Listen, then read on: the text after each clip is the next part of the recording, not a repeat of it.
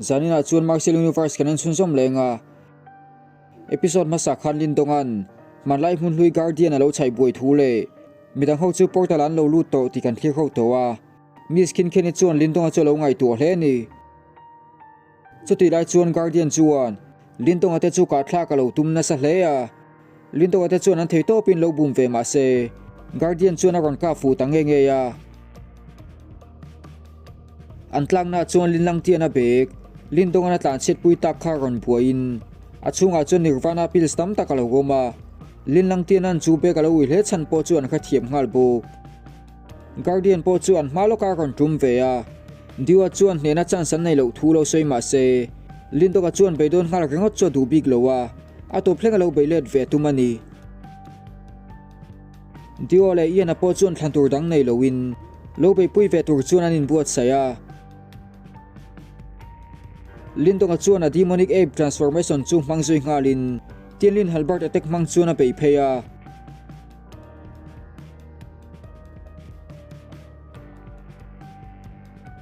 ma se be na chuan effect engma nei tham lo ani lin donga chuan na takin alo neglect ve ngala chuti lai chuan diwa po chu lo mai mai big loin energy alo la khoma guardian robot chu lo ka ve bu ma se guardian chuan al sam takin alo dang le theya lin donga chuan lo be phei ve le ngalin a be na chu rang hle ma se robot chuan alo dang man veka na taka lo neglect le ngalin lin donga chu thlok let lo pani yana le diwa chu tang rolin guardian chuan be dun ve le ya ma sen be na lo dan chu guardian chuan al sam alo ti mel hle ni lin donga na lo mu chuna thinrim to hle ya a high level puppet kha samonin aron be phei ve le ngala ma sen be na chu lo bum le vek thein lin donga chuan guardian chu vitna zo lo khrim khrim ani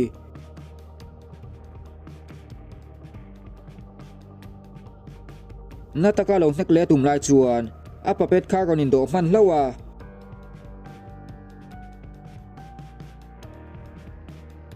chu puppet po chu chatu rom to lo ani Marcelin donga chu ala bay dong mai du big lo wa a crescent technique thiam thar world suppressing finger technique chu manga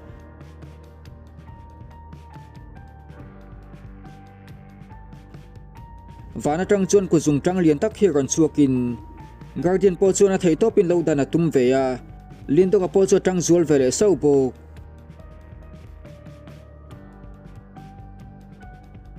chu a technique man chu ataksa in la dol lo wangin lin donga chu tlusui ngala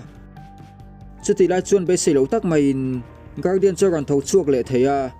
lin donga technique man chu chakhle ma se po a galanga tok lo wangin guardian chu latina zo lo ani guardian chuan mung chang in a ron pan le ya lin donga chu chetheyo om to lo wangin alo wen topa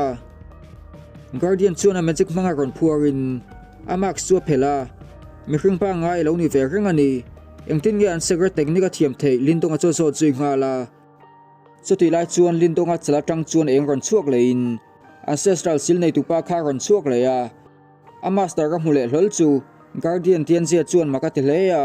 man mota ka thing thing ngalin tianzia chu ancestral sil nei tu pa zirlai lo ni ve reng ani a master po chuan chu hmuna lo la om ve reng chu a be sei lo thu tianzia chu khila tianzia chuan a duty chu la thei hin lo thu le an sek ven him na chu la tho char char thua se ni kum sing chuang hnuwa po a duty a alarin om ema wangin a master chuan a faka lin donga chu po a ro chun tu tu ra thlan ani thu soin chu wangin har san na siam sak lo ram turin a tingal bu tianzia po chuan a master thu soi chu lo ngai poi mo hle ya lin donga hliam chu ti dam sak le veka lin donga chu khila hain tianzia chu lom thu khila tianzia chuan a master chakna ro chun tu ani awangin apo ar chu master du dan taka man nge be sei thua soya lin donga chuan man lai sector renom zia mu chuan makati zok hle ni dio chungwang chang na ron har chuaka khonge guardian kha oma ron zot ngal bu lin donga chuan lo sei thamai du lowin chungna tang chuan an chofa tangai thua soya manlai sector chen na tangan chuan nu chuan diwa chuan angen ti zelanga zota lindonga chuan ama sain a cultivation level chu apatum photangai thua soya chuminu chuan ancestral sila le turin in papet sector an tlo tur thua soibu singorin thlakin da huang khopui lamaron langa kesil gate lian tak hi muang changa ronin hongin achunga tang chuan awra chaktaka ron chuaka alo mudu te chuan lo hlim hle ni gate tang chuan in papet sek ho tu pa tengsa ron chuaka chupa chu tengle pa ni bo hunrai tak chungan cultivate nuwa tengsa chuan question face a final stage alo kai thei towa a ho te chuan lompuinan lo hlan ngal bo manlai sekten hena tangan treasure lak chu hunrai tak chungan pe nuwa po an hong thei lowa tuna chuan tengsa chuan a cultivation level up le to wangin an treasure lak ancestral seal chu an hon thei ngei to abe sei thua soya chu treasure an hon thei nu chuan in papet sector chu an Dayan dynasty puma chungnung beran ni to tur thua seibo mun khang khang anel dar te chu an headquarter lam ron pan khom tur a thu pek chu turin a ho te chu ti zui ngala ancestral seal chu hon an tum le chin don ani singorin thlakin lindonga diwale iana chu an lo in cultivate meka lindonga landan po chu lo daklam vele hretin asam po lo sei to hlebo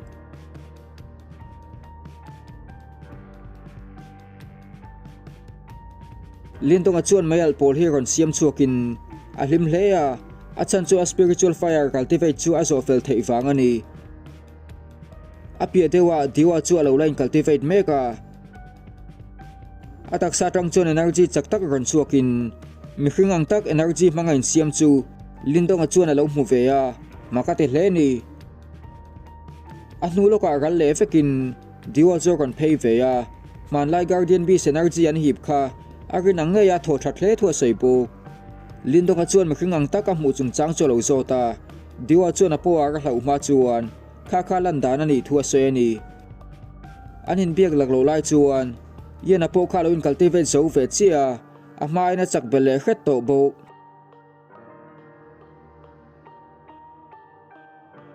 lindonga chuan alo lom pui hle ya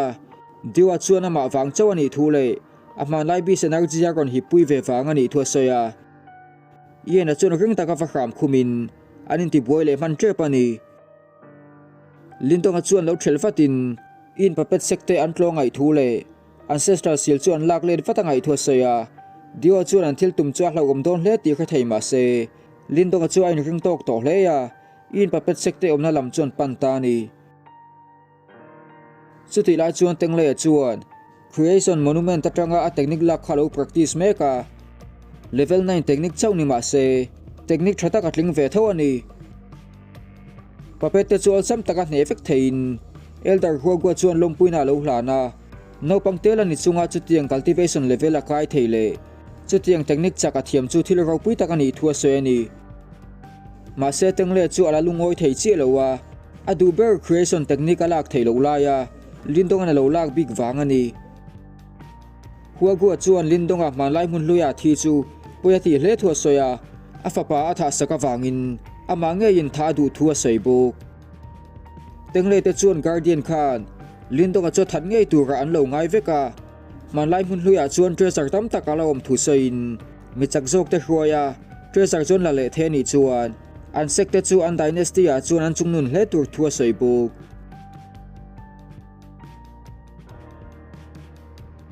chuti lai chuan thuthon keng tu sawa he ron thlenga tengle chuan lo hongin chao zena an headquarter lamakal tura thupe kalonia nisom chungin an seka mi chak zongjong te chuan an headquarter an thlen man veka ngai thulo in ziakin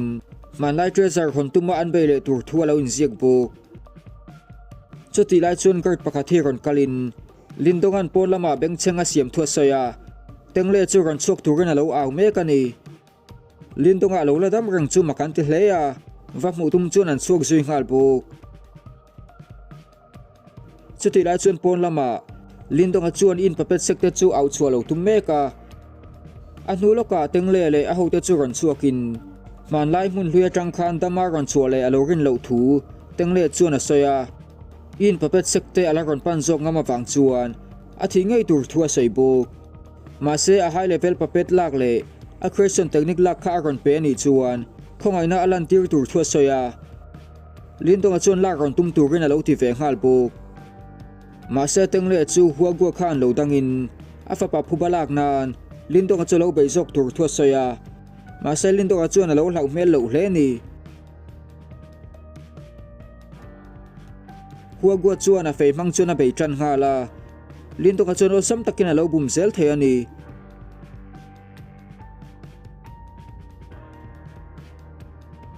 a bei dana tangin lindong a chuan huwa gu a hliam kha aladam chiang man lo te kha theya a fei chula chuak vein ol sam takin a hne the ani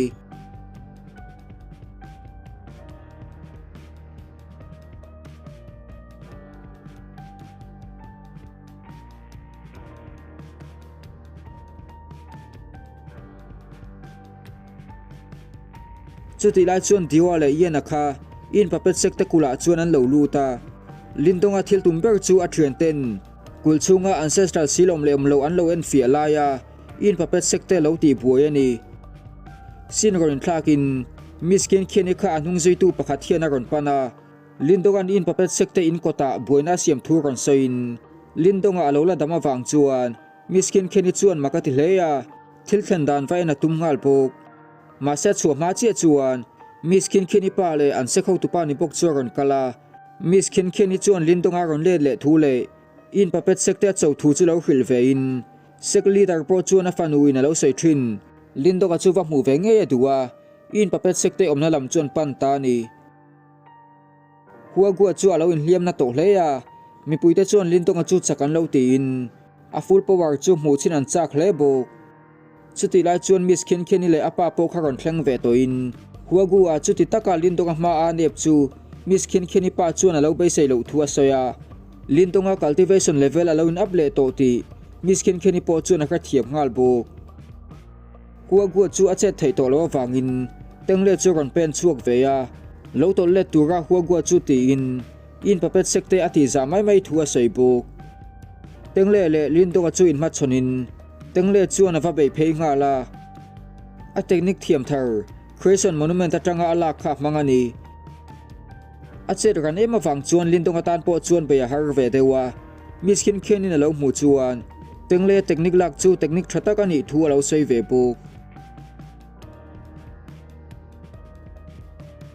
lindong a chuan demonic ape transformation chu lo mang ve ngalin energy chuan tengle clone te chu ati dar hal veka a technique lak chu arin aya thatjek thu lindong a chuan soin tengle chuan a creation technique lak thar chu ron mang ve chin turin atia chutiangang creation technique chap chu lindong ateng chuan an laman thei aring lo ani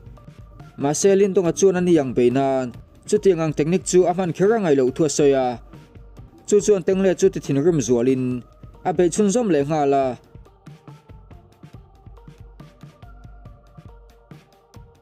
lindong a chuan ama tak nia hrete chu alo be zela ma se tengle dik tak chu anung lama lo gom de ani tengle chuan a klon dang samon le in fan keng ve vek boka lindong a chuan be chun zom le ngal bok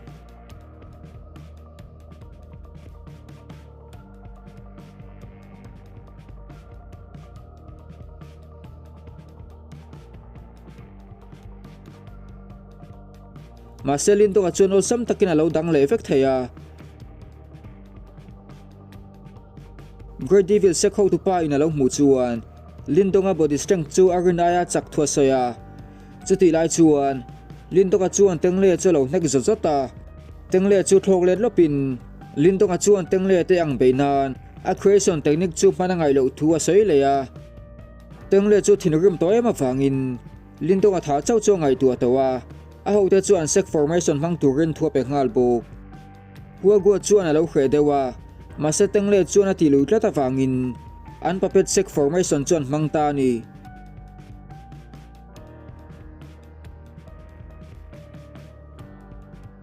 Great Devil sect ho tu pa chuan tengle thinrim zia le a chiai to zia chu lo kha thei maya a chan chu tiangang formation energy he tak lindonga beina na man wang chu ni miskin kheni chuan lindonga chuan pui ve do nem apa chu zota ma se pa chuan chu buina chu lindonga le in papet sekte in karania wangin an ni chuan an lo en mai tur thua soya mis khin ni chu hlau thongin lindong chu ngai tu hle ni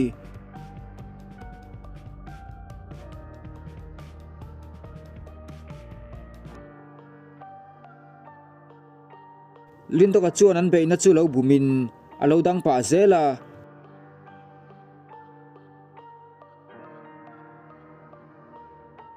atian lin halbert attack chu ran manghal bok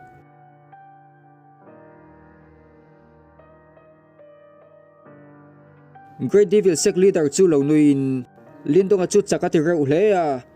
in papet sekte chuan chau to in an energy tamzo kan mang towa ma seteng le chuan an formation chu mang le turin atilui tlat thung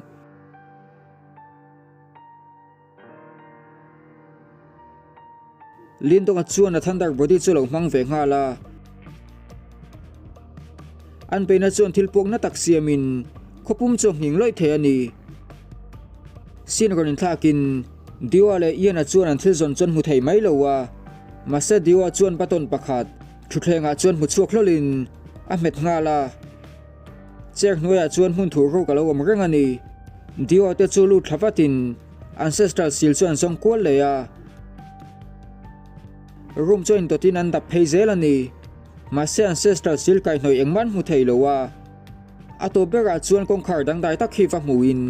diwa chuan chu kong khar chu dan big thule ancestral silom na ani melo thua soya chuti lai chuan muang changa ronin hongin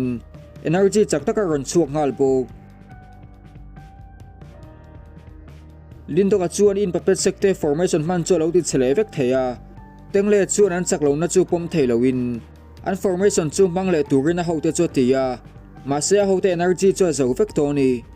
Miss Khin chuan in papet sekte chu an tlom ta nia hret thua soya ma se pa chuan chu tianga olsam chu ani lo thua lo sei thung chuti lai chuan thilpuk na tak hiron in siamin yen ate po khan ron zuang chuak nga la diwa chuan an tlan chil patangai thule ancestral seal chu aum lo thua soeni ma sen kalma ka chuan mi pakhat chawo sen an ti chu ron zuang chuak ve hlola kum kha chung room chunga an cultivate nuwa aron chuak vele chiani lindogan an sekte aron ti boinga ma wang chuan thinrim takina ena